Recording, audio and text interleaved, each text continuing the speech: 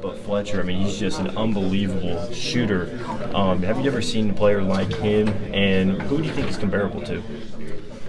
I was talking earlier about Steph Curry, and not as a player, but just the ability to make shots, to make tough shots. You can play great defense, and the guy can make 4 or 5 in a row. So you can't get emotionally down or up when he makes or misses.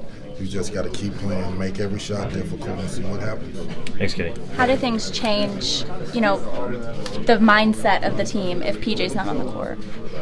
I just think we're without our leader. We're without one of our main guys. We're without a guy that has finished games for us. But the flip side of that is, all year we talk about we coach every player to be a starter, so that when PJ goes out or Reed goes out, EJ Montgomery steps up, Keldon steps up, Nick steps up, Emmanuel quickly steps up. So we don't look at it like we have reserves. We look at it like we all are starters. Every player that hits the floor, you're a starter, go in there and produce. How badly does PJ want to play right now? I think he want to play pretty bad, but his pain and his body tells us.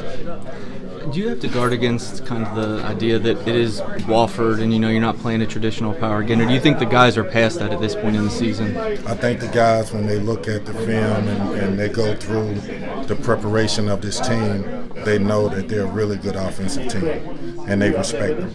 That's the first thing, more than a coach saying you better respect them. They look on TV and see them beat Seton Hall, who beat us. They're capable of beating us. So is that easier to kind of get across when they've got national attention for a lot of the year? You got a guy that's led the nation in the history of three-point shooting. I mean, you better defend him. Are any of the guys taking that as a challenge? Like, hey, I'm going to go shut down the guy that has the all-time 3 record? I mean, I would think I don't know if one guy can, but as a group, we need to make it difficult. What has been the biggest difference in the three-point defense? Because at the start of the year, it was kind of a struggle, and then you guys progressed, and by the end of the year, you were near a lot of the rankings in that aspect. I just think Coach Cal does a great job of, as the season goes on, we don't start the year working on our defense. We start out trying to get efficient offensively. And as the year goes on, we become better defensively. We're one of those with our length and with our athleticism, where our bigs can switch. It causes problems. So it's hard to beat us shooting threes.